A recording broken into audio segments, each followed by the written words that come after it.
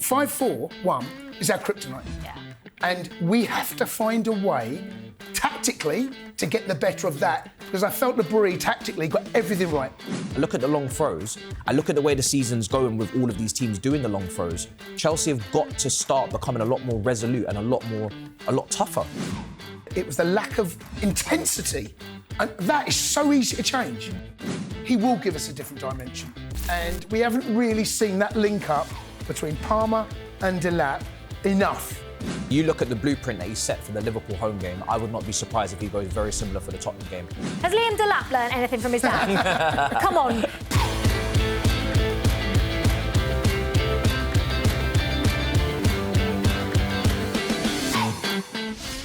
Welcome to Inside Chelsea, the show for Chelsea fans by Chelsea fans. This show is brought to you by talkSPORT Bets. I'm Olivia Bazaglo and I'm joined today by former Chelsea defender Jason Cundy and broadcaster and lifelong Chelsea fan Matisse. I mean, I would have been sat here, guys. I was looking forward to this Inside Chelsea about 4 days ago. Yeah.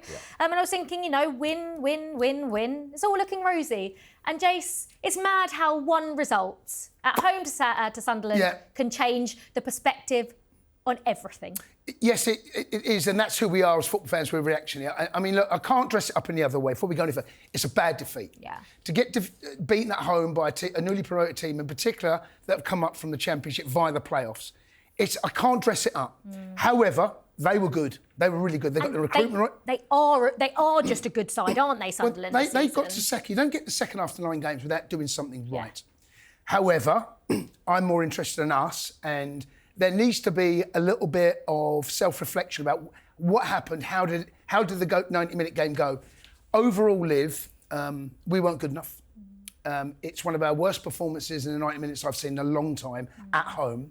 There have been a couple. The caveat to the Brighton game is the red card. I think that changed everything. Yeah. However, at 1-1 in the latter stages of the game, for one long ball and then you have two centre-halves v1 and still hold the ball, and then the cavalry don't arrive. It does for Sunderland. It's a bad goal, and I can't dress it up. However, on reflection now, it's 1 defeat in 5, other than four victories. It's not been that bad. It's just because of the nature and the context of that defeat. I think we all feel terrible about it, understandably so. But I just think there's need a little bit of, I don't know, just reflection on how things have gone recently. It's bad, and it can happen. Yeah. It's difficult for me because I feel like what the result has done is it's very much really crystal clear, cemented what our kind of ceiling might be in the Premier League this season, which feels to be challenging for top 4. Did you think it was anything? Did you think it was anything different than that, though? I would have liked to have thought if players had stayed fit, if we could have avoided those red cards and made better decisions, and the manager and the in-game management, some of the substitutions he's made, I had more hope for us, definitely, for sure. When you're looking at the fall-off of Man City and they're not clicking in the way they'd won with Liverpool, I would have, still really early on, but I definitely had higher expectations or higher hopes for us this season than just being in amongst the top 5, top 4 battle again. At least do it comfortably. I think this result, it's the most stressful thing about it is that these scenarios and situations that we're conceding from, they're not going anywhere. Like, every team almost in this league is doing long throws. We're conceding from long throws. Brentford, Sunderland, Lincoln, we struggled. The isolation of the centre-backs on the counter-attack, those situations will keep coming at Stamford Bridge. So we have to get better at defending those situations because they're going to keep happening. Yeah, Maresca spoke about complacency, or he said like losing the second balls even from the start. Did you notice that? Now, I was away for the weekend, so I sort of had the game on my phone. But I don't think you can gauge properly, like when you only watch. I sort of was looking at it a little bit and then watched Match of the Day, but I didn't really gauge. I thought for the first 15 minutes, which I did manage to watch after we got the goal, it did look like we had a lot of the ball and we were putting crosses into the box. Yeah. But where did it all go so downhill? And was it just a collective, we weren't good enough on the day? I thought we started OK. The only time we really opened them up, there was one other time in the second half, was actually the goal. And you look at how they left themselves so spare at the back. Neto plays a lovely little Garnacho. He's got 1v1 and finishes really well through the keeper's leg. That situation never arose again. There was that half a chance where I felt Pedro Neto's ball into Garnacho should have been better, should have been stronger. But the game I felt changed when they got the equaliser. And I felt that gave them belief. And we're not. We're still a young, inexperienced, really inexperienced. There's no maturity in there that we don't deal with bloody noses very well. We are still that team, and the stadium change. You know, who is that leader in that pack to say that it's 1-1? Okay, conceded from another set piece, throw in. It's another one of those examples where you've just highlighted that is a reoccurring theme. And we never really, again, I felt, had any dominance in the game. I thought they're set up well. Back 5-4-1 is our kryptonite. Yeah. And we have to find a way, tactically, to get the better of that. Because I felt Le Brie tactically got everything right. Absolutely everything right. And even though we went 1-0 up, to go 1-0 up in a Premier League game at home and lose is a rarity. Because the first goal is so important in the Premier League. Yeah. Maresca spoke about losing duels.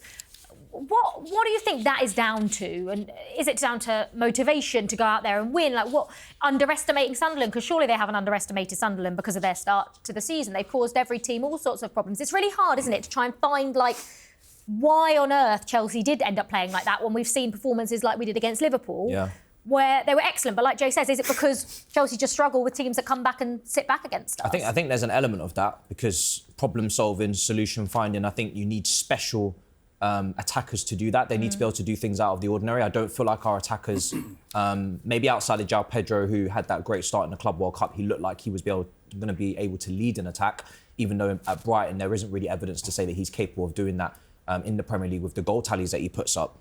But there isn't enough magic. I think Chelsea have always had magic on one of those flanks in the entirety of Chelsea's history. You look at Zola's, you look at Hazard's, you look at Joe Cole's, you look at Robben's. They don't have any magic on the flank. So I think when you go out there and you play up against this five at the back, you've got the two wingers on the touchline. They're not dribbling experts in the way that they play, and they're doubled up on and tripled up on a lot of the time we saw in this game, and then you're not overlapping the fullbacks as well to give them support. I just found us to be, again, really predictable. We had 11 crosses between João Pedro, Pedro Neto and Garnacho, 0 completed. Guiu had no service in this game. The poor kid, 19 years old, right? He's still quite raw himself. He had no real support. But not only did we get, kind of dominated on the duels, like you said, we couldn't keep the ball.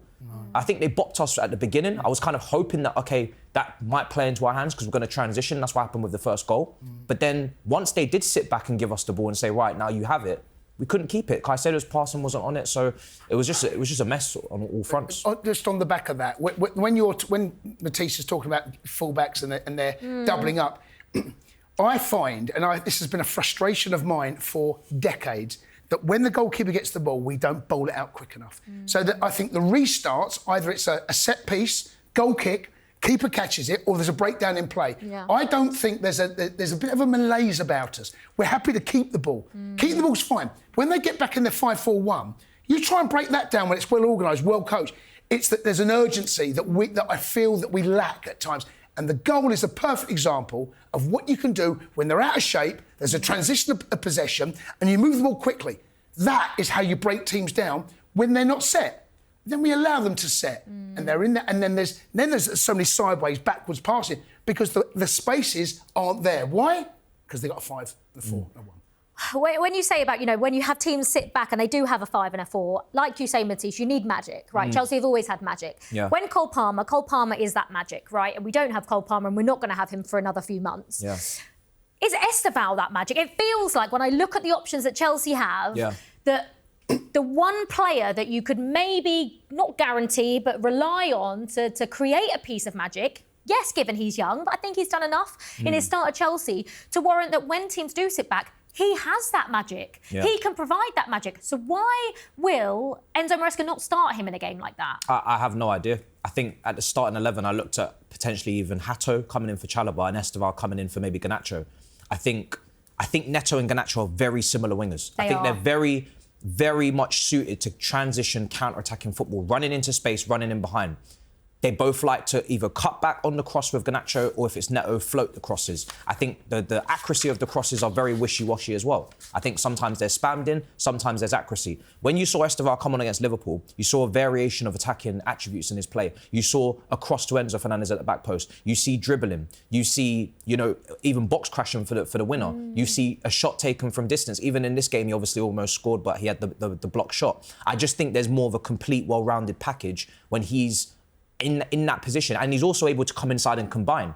We talk about Cole Palmer playing on the right wing, and then against PSG and other teams when he was, having his best season, coming into the 10 and combining, connecting, taking shots. You don't see that from Neto. You don't see that from Garnacho. Esteval is able to kind of come in there and maybe interchange with João Pedro and just keep things a little bit more unpredictable. So I think there's too much predictability in our play when you play with both of those players.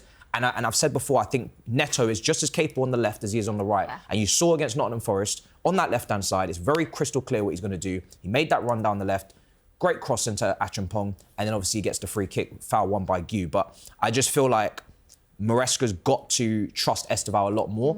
I don't like saying that we should heavily rely on an 18-year-old who just came from Brazil so early in the season, because I feel like it's maybe not fair to him, but this is the situation we're in. We probably have to rely on Hato as well. Can I just add to that, right? It's all well and good. And yes, you're right, everything the point. But the truth is, if they've got a 4 and it's a narrow 4, how are you going to find that ball into his feet? Because you're asking him to do something when the team is set up and they're very tight. They're back 5 and 4. The space in between where João Pedro was, couldn't find any space. We're trying to look for him. And I feel the urgency and it's amazing, that first pass, and if that next pass is done quicker, it's amazing how much more space you can find. So you've got to play into their strengths, yeah, but when they're sat with a 5 and a 4 on the edge of their box, how are you going to find him? Did we find... you two watched the full 90 minutes, so you know this much better than I will. Did we find Neto and Garnacho a fair bit? Were they putting balls into the box? Because like you say, there was 11 balls that were put into the box to no one. Yeah. So we were finding them, but maybe they're... Well, they were triple-teamed and double-teamed. And that's what I mean. But when you're set, it's easy to do that. Yeah, exactly. And I think unless you are an elite-level dribbler, one of the very best, you're not going to be able to bypass that. And even then, it's still a struggle, which is why the fullbacks maybe need to have some support. Maybe Maresca needs to be a little bit more adaptable to that situation. Does he trust James to overlap? Is he going to let Cucurella do that? Is he going to keep using him as a box crasher? Can he change that a little bit? I just feel like, for me, those two wingers, they're not good against low blocks. They need space in behind as well, They do need space. And they want to cross. And then, are we really going to win an aerial... Gu is decent in the air, but is he going to win an aerial duel with 3 defenders? Is that fair to him? Three big lads as well. 3, Dan Bollard was outstanding on the day. Hey, that's his food and drink. But what you've got to do, you've got to try and get them where they're running back to their own goal. Not where everything was in front of Sunderland. Yeah. That's the problem when you play it. It's so great to play with it. What you want to do is get him behind. How are you going to get him behind? Move the ball quickly. Try and isolate wing-backs, full-backs, whatever you want to call it. And that, for me, it was the lack of intensity. And that is so easy to change. Ball down, play. Isn't that worrying, though? Ball down, there's a bit of a lack of intensity. Well, we're a team that likes to control the ball. Yeah. Controlling possession, it's a little bit of a myth when there's a 5 and a 4 in front of you. Because, the passes. You look at this. Look at the percentage rate, right, of ball retention. Yeah. It was nearly double what they had. Means nothing. Means nothing. When you look at that stat, I would much rather have 2% of the ball. Do you know what I mean? I don't care about... It's what you do with it. I don't care about having the ball. I don't care about playing like Manchester City. I don't care about that. That's why when I look at Arsenal, and we don't like giving Arsenal credit, but it doesn't matter if they don't have much of the ball because they're winning 1-0. It doesn't matter. You don't need to have all of the ball. But they pick and choose their moments, Arsenal. They're very good. They're very good at it. They're very good. Yeah. When they need a rest, they'll go back into that space. Their first shot was in the 40th minute and they scored a goal. Yeah. Right? And they're good. They're well organised. So they pick and choose their moments. Again, I'm going to go back to... Sorry to repeat myself here, but when there's a moment to get that ball in behind that midfield or try and get in behind that wing-back, that ball has got to be played. And if you cut back in and play that pass there, it's gone. Yeah. It's gone forever. That's also a quality thing. I don't think the experience comes into this for this fixture. If I take a look at the average age of that starting 11, you look at Pedro Neto, he's been playing in the Premier League for years. You look at Garnacho, even though he's 21, he's been playing in the Premier League for 3 or 4 years. You take a look at João Pedro, years on years now. Sanchez, years on years. Chalobah, same thing. Tossin coming on. Reece James, Cucurella. That is not a young team anymore. That is not a young team. That is a team that has played a lot of Premier League football. But it is statistically the youngest team in Premier League history. The squad, I agree, but in terms of that actual team, you know, obviously when you bring in Estevals and Santos into the mix, it does bring it younger, but that's a lot of Premier League experience. Where is the 29-year-old John Terry? There are moments. That's a quality thing. Thiago Silva. We right? don't. Yeah. And that we do lack that. We don't have that. We don't have that quality, no. We don't have that. That's what I'm talking about. We don't deal with bloody noses very well. We get them back in the face, and we stumble against the ropes a little bit. Where does that come from, Jace? Where does that player? Where does that John Terry, that Thiago Silva, even a Rudiger? I don't think we have that type of personality in the centre back position. I think all of our centre backs are. I called them in my review gentlemen. I think they're all very nice, but I don't think there's any sort of, like you said, a Terry, a Rudiger. I don't think there's any Gabriel. You saw it at Arsenal. I don't think there's anyone that's a mean guy in that centre back situation. I look at the long throws. I look at the way the season's going with all of these teams doing the long throws. Chelsea have got to start becoming a lot more resolute and a lot tougher. I think in the back end of last season, our defensive record was fantastic. We were really resolute. We were really good defensively, really, solid. That's just gone. It's evaporated. So that's what we've got to get back to. Yeah, we're going to come on to long throws in a second because I think the Premier League football does feel like it's changing a little bit in that sense.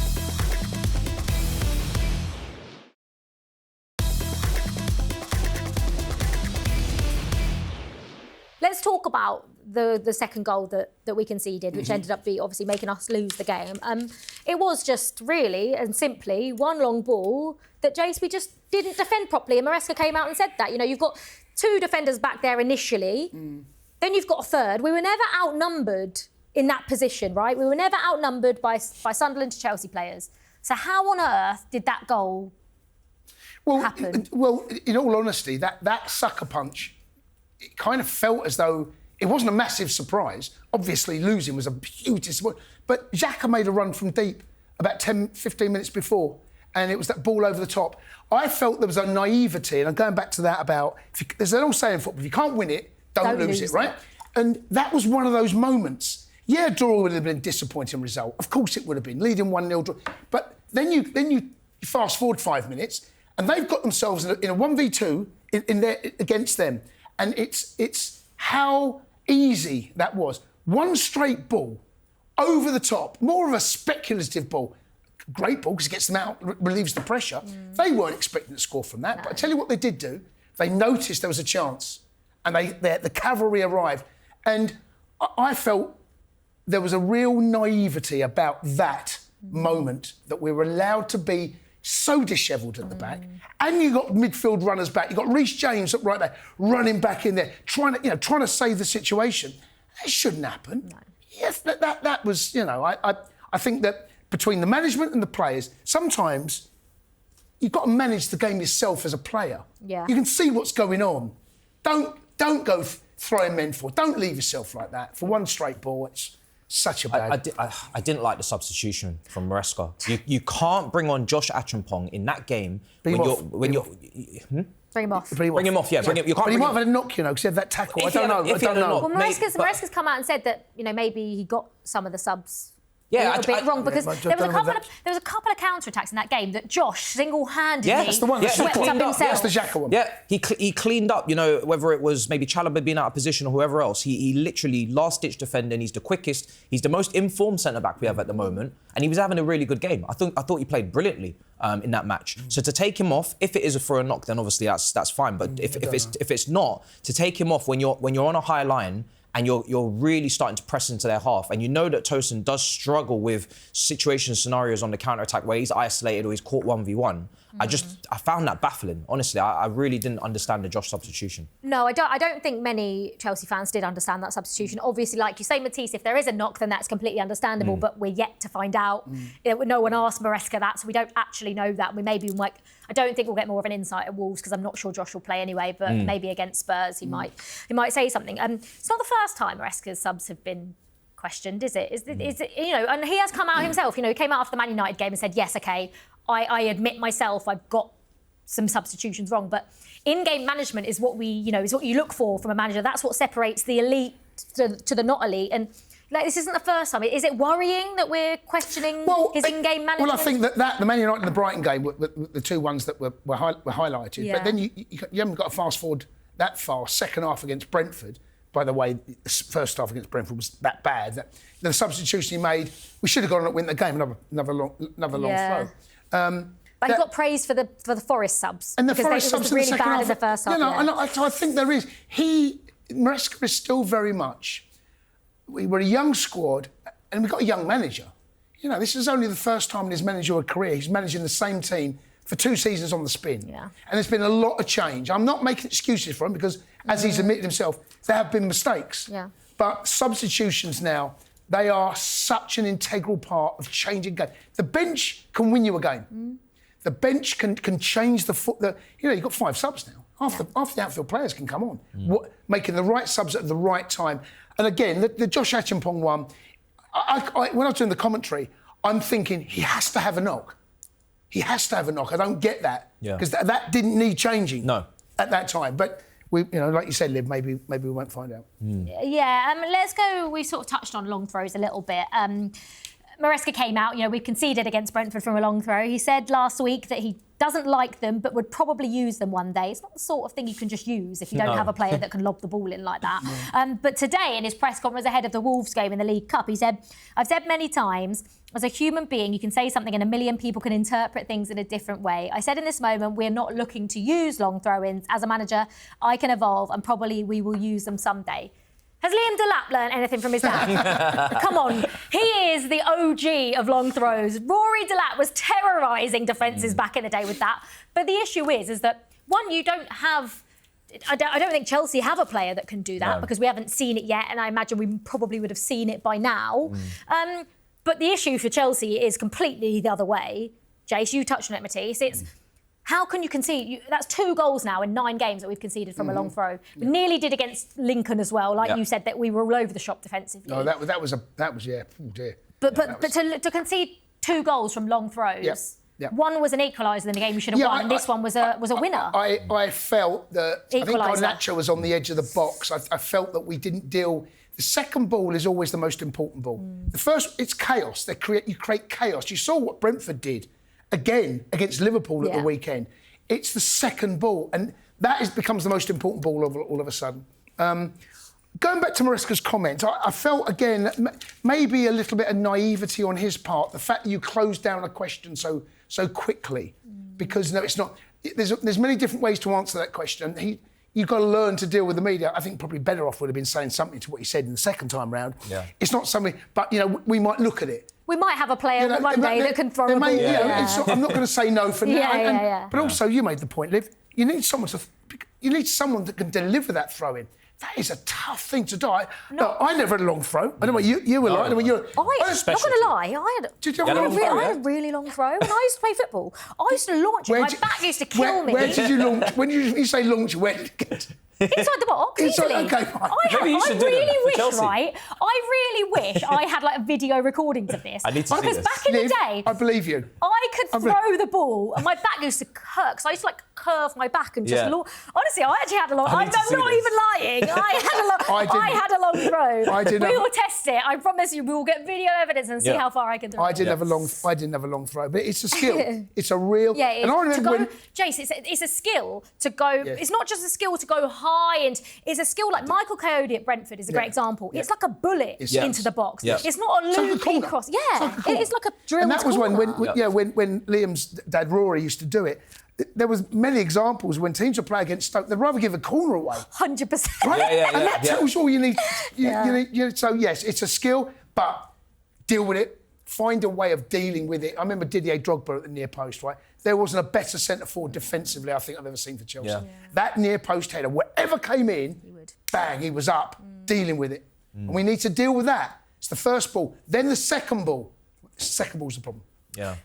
Yeah, I mean, do you like the way, because, like we're saying, set pieces are a big thing now, maybe even more so than they were. Chelsea actually had scored, I think, the most set pieces at one point in the season. I think it's now Arsenal.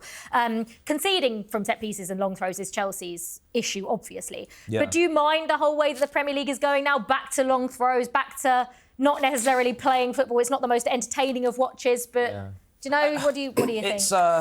I mean, look, the Premier League has always been a league. Everyone can play how they want. There's no stigma or set way of playing. It's not like other countries where they've kind of got more of a culture of this is exactly how we must play. I think we've had a lot of, international, foreign managers and players that have come in that have kind of mixed up our game, which is good. I think it's made it the most entertaining league in the world. So I have no problem with it. I obviously preferred it when it was just the teams that necessarily maybe had to do it because of their restrictions on the budget or the players that they could bring in. And I understood that tactic from them. Seeing top teams do it and is quite scary in a sense, because it's like, well, if everybody's going to do it, that means you absolutely have to be good at it. Yeah. It's not going to be 3-4 games in a season where you play a Brentford or, a certain other couple of clubs and you just have to, specify for them. If this is going to happen 75% of the time, this is going to have a massive it's going to have a massive role to play on how the season shapes up if you're good at it and if you're not. Because that's the style that we've gone down now this season. We had tiki-taka with Pep, we have gegenpressing with Klopp. So are we good enough at it for us to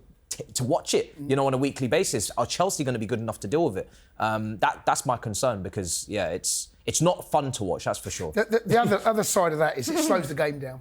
You look at how many times a long throw in, how long it takes. A minute. They're drying the ball. They're waiting for the cavalry to arrive. Yeah. And the game slows down, and we want to see a fast. That was why the back pass rule was brought in, to speed the game up. And what the long throws do, it slows the game down. You can take 30, 40, 50 seconds on one throw-in. And that, for me, is where I find that it perhaps a little dull to watch, but effective. Yeah, Chelsea definitely need to get better at defending set pieces and long throws, because I think we're just going to see more and more of them, and we come up against Arsenal very soon. Yeah.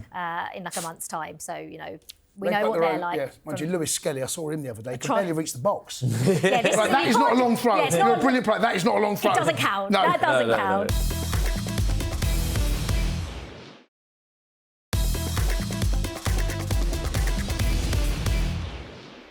Maybe having someone like Liam Delap back inside and back to help out defensively could be an issue. Liam Delap is very good in the air. Maresca has confirmed that he is back. Have we missed him more than maybe we might have thought, Jace? I think we missed him and Cole. Scoring goals, are we the joint or just nearly the second highest goal scorers in the league right now? Yeah, that's largely been without Cole and Delap, right? Yeah. So I think that is an encouraging sign. Maybe it's a metric no one's really concentrated on. Defensively, as you've highlighted, have been our issues. Of course we're going to miss him. Yeah. He's our number 9. And Guiu came in, I think his cameo against Forest was brilliant. Second half, Liverpool done really, really well. Struggled because there was 3 marking 1 and crowd in the space. Yeah. A couple of times he held the ball up. He will give us a different dimension. And we haven't really seen that link up between Palmer and Delap enough. They grew up together, playing together many games as in the academy at City. Hardly seen it. We're not going to see it as well, Jace, for another month at least. Well, getting those 2 back, especially in tight games, is going to be crucial. Liam Delap, obviously, we know his movement as a number 9. Mark Guiu, I think, has proved it. Just even having the movement, I think, he won the free kick, but the movement for the first goal against Forest as well was really, really good. Yeah. Second goal? Which one was it? He dragged a free kick that he won. Yeah, there was one where he dragged a defender out somewhere, and I was like, you don't get that from... Got a corner in the first minute. You don't get that from anyone else. I feel like we've missed the link up between him and João Pedro a little bit as well. Yeah. I don't know if we're getting the best out... Not we're getting the best out of João Pedro. It doesn't feel like we've seen the best João Pedro. Maybe it was because of the Sunderland setup as well. Yeah. But I feel like maybe the introduction of Liam Delap back into this side could really help those around him. Yeah, I mean... That chemistry has to be there, isn't it? Because when João Pedro in that game, he was playing in tight spaces. He's really claustrophobic. Like you said, there's a 4 and there's a 5. So there isn't time to necessarily pick your head up and assess everything and everything's got to be a little bit more telepathic. And my only concern is that because these guys haven't really been playing together, we didn't have much of a pre-season, and then Delap's been injured. What is the understanding and the chemistry between Delap and João Pedro for them to play together off the bat? Same goes for Guiu and João Pedro. That he tried to have that cutback, he was offside in the end, and Guiu's not quite there, and there's clearly not that understanding. So that lack of chemistry is probably going to be there. So I'm not expecting it to just click like that. But having people play in positions that they're strong, their strongest positions, you'd have to hope is going to help, because as much as Tyreek George strikes the ball brilliantly, he's not a striker. And Guiu, he needs service. He's not able to contribute and drop deep or get on the ball like that, go out wide and double up with the wingers like João Pedro does. So he needs service. So yeah, we've got to find a solution there. But Delap, we'll see how he is against Wolves and if he's actually fully fit as well. Yeah, I think we'll we'll gauge, if he starts, if he comes on, whatever. But the good thing about Liam Delap, Jace, is he puts himself about, and he is a handful. For any defender he comes up against, whether it's one of them, two of them, or three of them, you know that he's going to give them a really, really difficult time. And I feel like that might have been something else we've missed a little bit. Without him. Well, the difference that we saw second half against Forest from João Pedro being up top, Mark Guiu coming on, there was a physical presence, there was a robustness to our build-up play. That substitution, and even though he didn't score, probably went under the radar slightly because of the way the second half went for us. It went very well, even though we gave up a lot of chances, by the way. That result could have been very, very different. But he gave us a physicality up top that João Pedro doesn't quite have. He's two very different players. But you're asking a young man, Guiu's he's a number, but he's a second striker. He's not your number one. Liam Delap, even though he's a number one, he's only had, 3 seasons in first team football? This is who we're relying on. We're not relying on a Diego Costa that was brought in to win us the Premier League. The demographic, what you're looking at there, what Gyökeres has been brought in, he's almost already, he's ticked, but what I'm saying, experience-wise, he's ticked boxes. Liam Delap is yet to do that. So I wouldn't put too much pressure on him because he's still very much learning the game himself. Yeah. Would you start him against Wolves, or would you start him against Spurs on the weekend? I wouldn't want to risk his fitness. So whatever the medical team say in terms of how many minutes he can do, I would be surprised maybe if he did like 60, 70 against Wolves, maybe 30 is closer to home. Against Tottenham, that's a real physical game. He's got to play, though. He has to play. Yeah, but if he's fit. But if you're not a fully fit, and João Pedro is carrying a knock, we've heard as well. There's a lot of players that have been carrying these niggling injuries or knocks because we've had so many other players out injured as well. Tottenham is not the game to go into away from home in that stadium with what that game means, with Romero probably playing, and the history and the way that they've kind of approached those games and the sending-offs and the head loss. If you're not 100% fit, you cannot play against Tottenham. Because I think if there's ever games where you look at higher percentages of getting injuries, that is the type of game where I could see someone having an issue because they weren't really ready for that type of challenge. This show is brought to you by our partners talkSPORT Bets. New customers get an exclusive offer of £40 in free bets when you bet £10. Go to talksportbet.com/Inside Chelsea to claim this offer now.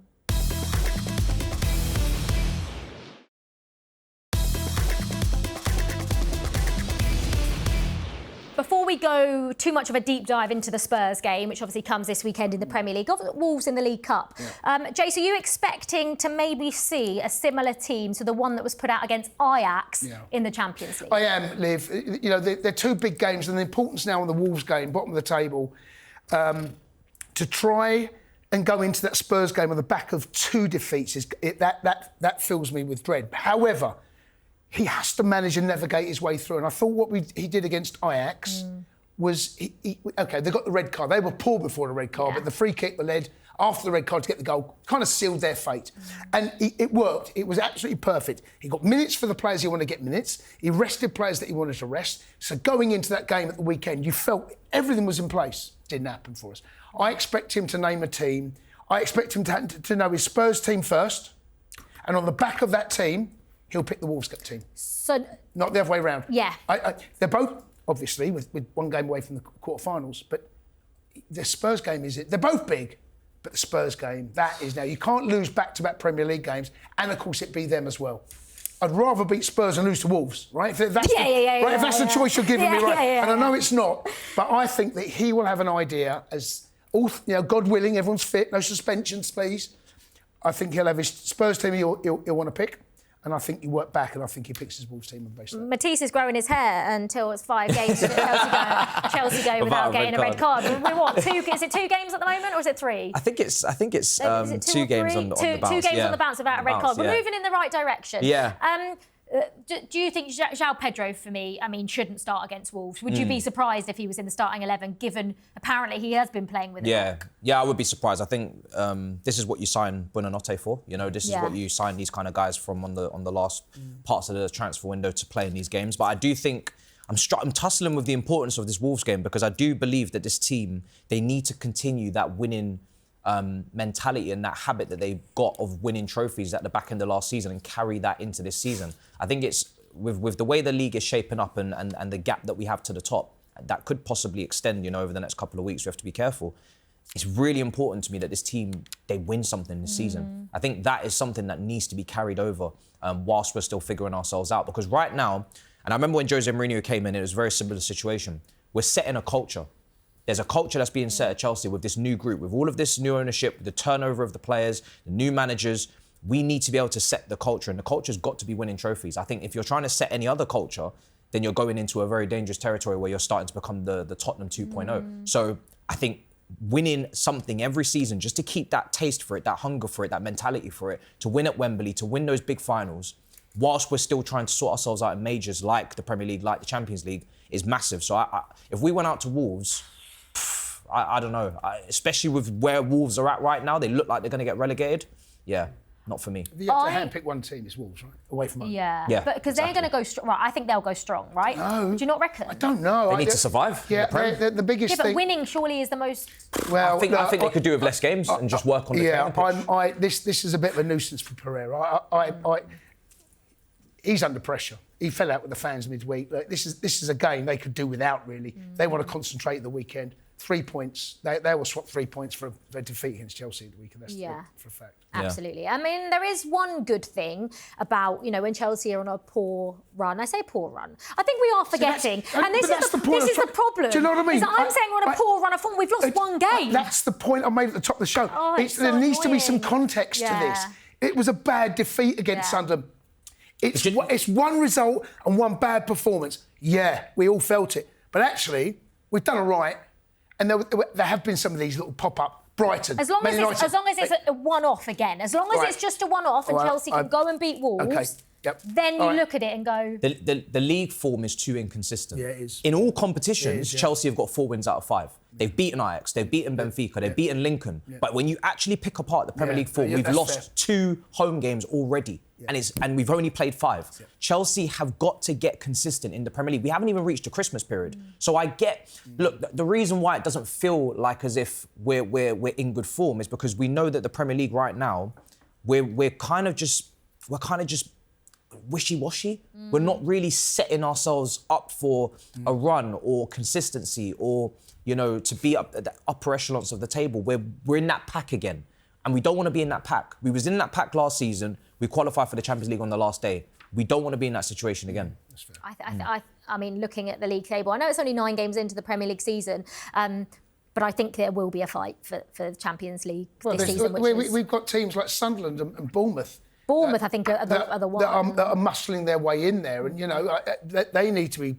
Look, you expect them because the size of the squad for them to fall away, but they don't have Champions League football, they have European football. It's very Bournemouth look absolutely brilliant. What I was going to say was, coming into this game in poor form, which Chelsea definitely are not in poor form, because if Chelsea beat Wolves, it's then 4 wins in 5, and you're looking OK again. We're probably not sat here having these sorts of conversations. But the good thing is we're playing Spurs. And for whatever reason, no matter how bad Chelsea are or how good Spurs are, they just cannot seem to beat us. Maresca did the double over them last season, that game where they went 2-0 up at home and we ended up winning 4-2. Like we say, Jace, if those players... I mean, they've done it under Maresca. It's largely the same team, isn't it, really, when you think about it going into this season. They're going to be up for this Spurs game, aren't they? They know, I feel like, led by probably Enzo Fernandez the most in this situation, Reece James as well. They know what it means to play Spurs. It's one of the first fixtures that we all look for when we play in Spurs. When we play in Spurs home and away, Liverpool home and away, Arsenal, there's certain fixtures. This is right at the very top of the list for me. Yes, we do have a great record against them. Their home form, I've seen all their games at home. Against Bournemouth, they lost the first home game of the season. They were terrible. Wolves scored a last-minute equaliser. Palhinha scored late on against them. A couple of weeks ago, Villa. Their home form is terrible. They look a shadow of the team. I saw them against Everton, and Everton done all right, but actually, Spurs were the better side. 2 set-piece goals as well. I don't want to scare you, by the way. Van der Ven scores. Get Van der Ven, that needs to be marked. But this game kind of stands alone. I don't think you can really look at any form going into it. It does feel one of those games. It is a Chelsea game. Something will happen. There's always drama of some description. Either a red card or some side goes 2-0 down, or there's a penalty or something. And this it feels like this game here is one of the most fiercely contested, but something always happens. There's Oh, it's my always favourite something. game. It's always my right. It's favourite always game. the best game of every season. Yeah. For whatever reason, in Yeah. recent seasons, every game that's been game of the season has always been Chelsea Spurs. Yeah. And I don't know what it is about Spurs. They just seem to lose their heads every time they play brilliant. us. It's I don't fantastic. know what it is. I don't know what we have over them. It's something. Well, I know.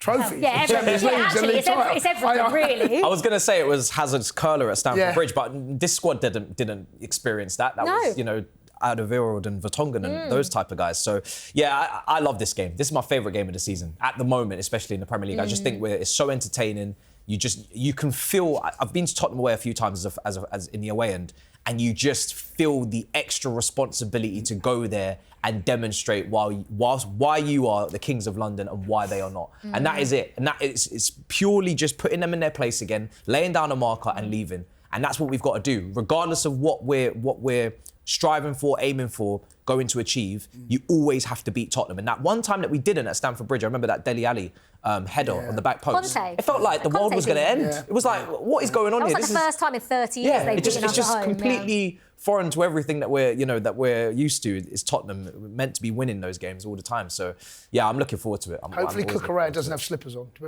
Yeah, Chase boots and yeah. Still didn't matter though. Still won. No, we still won. Insane. Yeah, no, I mean, that was actually one of my favourite games. The only thing was that was Ange last season, and defending, they just didn't do it, did they? No. They just sacked it off completely. Yeah. Whereas under Thomas Frank, I don't know what it is. Like you say, Jace, they've only won one game at home all season, and that's been at home to Burnley. Yeah, they're not great. Then there is definitely a pattern is emerging. Spurs away, been very good. Spurs at home, very poor. Yeah. If we bring our A game, we'll give them a game. Yeah, Give them a game or beat them, Jace? But okay, beat them, right? but that A game, everyone's got to be at it. Everybody's got to be on it. Everyone's got to be at it. Yeah. You've got to deliver an 8. Yeah. You can't be delivering 6s and 5s because you will not get away with it. Yeah. And if they, and that, you're right, it is one of those games where everyone at that stadium knows the importance of this game. Yeah.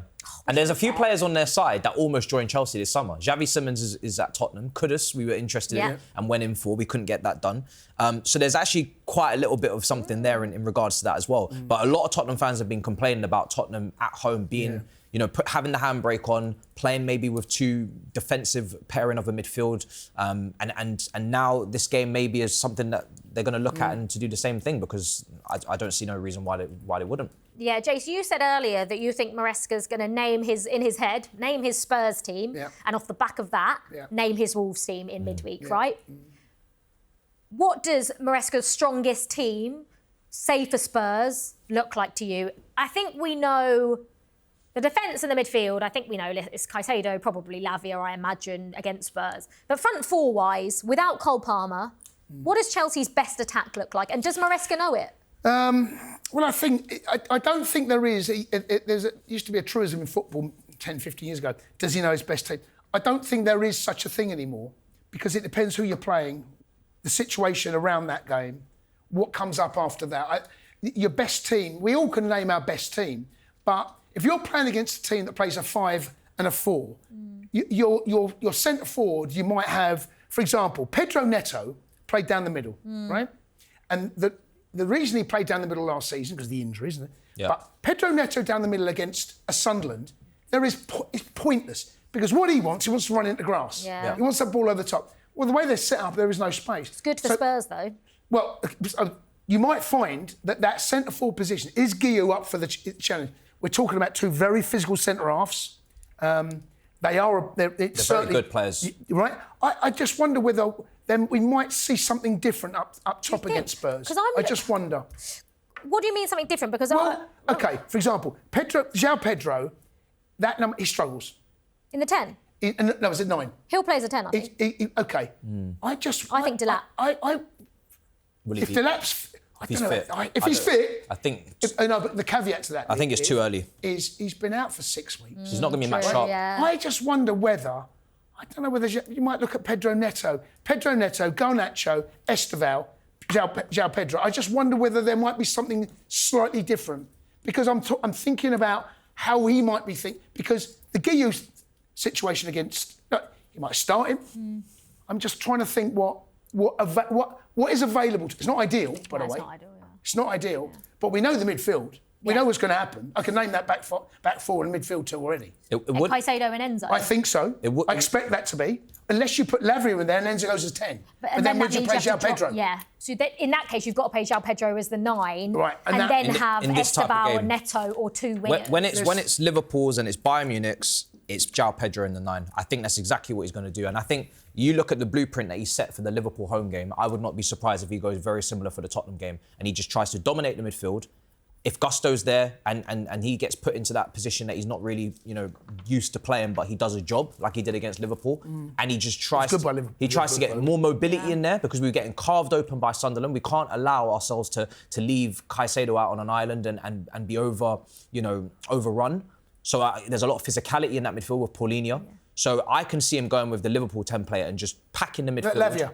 Yeah, Lavia, Caicedo and Enzo in the 10. And just going like that. Yeah. I actually agree with you. Now that you've said that, I think it's more likely with Liam Delap out, even though I would love him to play. It is a big game. And I think even though you lose a little bit from João Pedro's game, he likes to drop deep. As long as you've got someone running in behind him. You need that. Yeah, you absolutely need Pedro Neto or Esteban or someone making that run. But I see what you mean, and I think he probably will go with that. It's sort of safe, not safe, but like we've seen it work against the bigger side. So interesting, that game. Spurs against Chelsea. That is Saturday evening. Before we go quickly, I don't know why I make these weird noises. Before we go quickly, we're going to take a little trip down memory lane because 27 years ago today, our captain, leader, legend John Terry made his Chelsea debut. 1998. Jace, I hate to say it, I was 4 years old. So you're going... And Matisse, so how old were you, Matisse? In 1998? I was 1. You were 1, nice. Matisse was 1 year old when that happened. So, Jace, you're going to have to give us your memories of that moment. I was 28 back then. Young, fresh-faced 28. I had to look back to see, I played against Chelsea in the League Cup when I was at Ipswich. And I had to check whether he was in the team, and he wasn't. Yeah. He made his debut a little bit later on than that. I remember, obviously, I was still, even though I was playing for Ipswich, I was still very much interested in Chelsea's results and for him. And I heard about this John Terry boy. And I remember thinking, what's all the fuss about? Who's this kid? Who's this lad, right?